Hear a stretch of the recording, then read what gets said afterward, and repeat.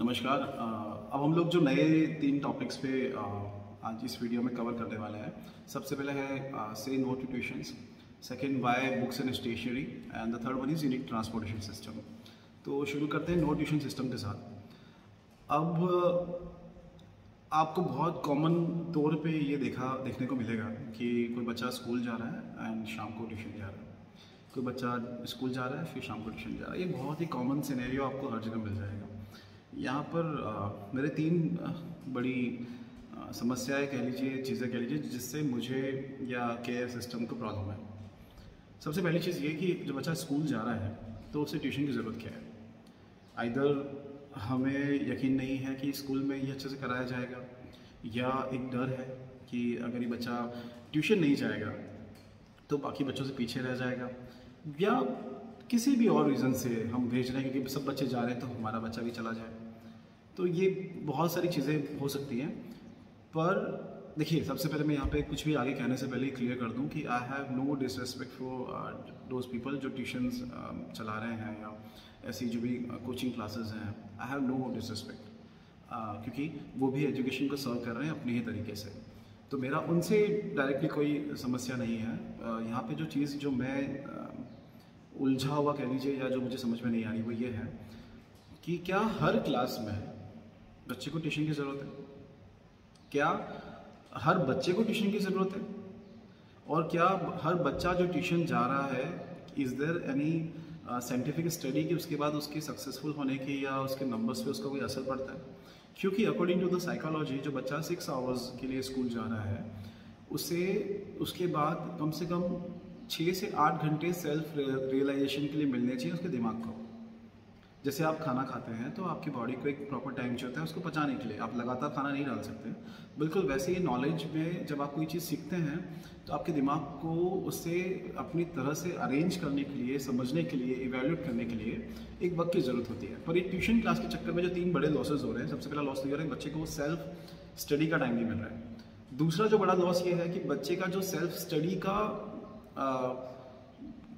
Motivation है वो ही ख़त्म हो रहा है। तो आज हर बच्चा किसी भी डिग्री के बाद अगर कोई एग्ज़ाम की तैयारी कर रहा है तो वो सीधा बस वो कोचिंग ढूंढता है कि मुझे उस कोचिंग में कहाँ जाना है, और उसी के भरोसे वो रहते हैं कि हाँ, क्योंकि वो सेल्फ स्टडी के बिना तो because there is no exam, तो सेल्फ स्टडी के बिना आप क्रॉस कर सकते हैं। और तीसरा जो नुकसान हो रहा है कि इससे कन्फ्यूज़न बहुत ज़्यादा बच्चे को बढ़ जाता है, क्योंकि एक ही चीज़ को पढ़ाने के बहुत सारे तरीके हो सकते हैं। तो अब स्कूल में कोर्स चल रहा है एंड देन बच्चा ट्यूशन जा रहा है and they have no connection, कि उनके आपस में कोई बातचीत नहीं हो रही है कि स्कूल कोचिंग को बता रहा है कि हम क्या पढ़ा रहे हैं या कोचिंग स्कूल को बता रही है कि हम क्या पढ़ा रहे हैं। दोनों ही अपने अपने तरीके से बच्चे को पढ़ाए जा रहे हैं और बच्चे का सेल्फ स्टडी खत्म हो रहा है, बच्चे को सेल्फ एनालाइज के लिए टाइम नहीं मिल रहा है। ये सब लॉसेज हो रहे हैं। तो इसलिए हम कोशिश करते हैं कि पेरेंट्स जो हैं उन्हें समझाने की कि शुरुआत की क्लासेस में ट्यूशन की ज़रूरत नहीं है। जितना आप उसको मेंटली फ्री रखेंगे उसकी मेमोरी उतनी अच्छी से काम करेगी, उसको नॉलेज उतना अच्छे से आएगा। पर किसी भी कारण के चलते अगर आप ट्यूशन फिर भी भेजते हैं तो एटलीस्ट आप हमें इन्फॉर्म कर दें, ताकि हम उससे भी एक को पेरेंट मान के स्कूल की तरफ से मैसेजेस और कॉल के थ्रू बताते रहें कि स्कूल में इसका क्या चल रहा है, क्या कोर्स चल रहा है, उसको कहाँ कहाँ क्या वीकनेसेस हैं, क्या क्या नया सिखाना चाहिए, ताकि बच्चे को 2 तरफा मार ना पड़े। तो दिस इज़ से नो टू ट्यूशंस। तो ये याद से समझाना है कि अगर आप ट्यूशन करवाते भी हैं तो हमें ज़रूर बताएं और हमें उसके साथ कनेक्ट होने दीजिए। सेकंड जो पॉलिसी है वाई बुक्स एंड स्टेशनरी वाली, ज़्यादातर स्कूल्स में एक डिज़ाइन बना हुआ है, एक पैटर्न बना हुआ है कि आपको हमारे यहीं से बुक्स लेनी है, स्टेशनरीज लेनी है और वो परचेज़ करनी होती हैं, विच इज़ काइंड ऑफ जो बहुत कॉस्टली भी हो जाता है पेरेंट्स के लिए। तो हमने सोचा था कि क्यों ना जब बच्चा स्कूल आए तो उसकी ज़रूरत है तो स्कूल को पता है। अचानक से हम पेरेंट्स को मैसेज कर देंगे कि सुबह इसको पेंसिल भेज दीजिए या कल उसके साथ कलर भेज दीजिए या ये एक्टिविटी है तो ये सामान चाहिए। तो मुझे लगता है कि इवन दो पेरेंट्स के पास टाइम हो, मनी हो, बट ये बड़ा कॉम्प्लेक्स चीज़ हो जाता है कि बच्चे को हमेशा वो चीज़ें अवेलेबल हो जाएँ। जब वो नहीं अवेलेबल होती हैं तो ऑब्वियसली स्कूल अवेलेबल नहीं करवा रहा है तो बच्चा उन एक्टिविटीज़ से या उन चीज़ों से अवॉइड किया जाता है कि या तो उसको आसपास वो फ्रेंड्स से अरेंज कर लेगा अगर बड़ा बच्चा है, पर छोटा है तो वो अरेंज नहीं कर पाएगा और उसको साइड में बिठा दिया जाएगा। तो बच्चे को इस तरह की अवेयरनेस नहीं महसूस हो और एक सभी बच्चे एक जैसी चीज़ें यूज़ करें, है ना, क्योंकि उसकी पेंसिल मुझसे बड़ी है, सुंदर है, एक बेसिक कंपैरिजन भी रहता ही है।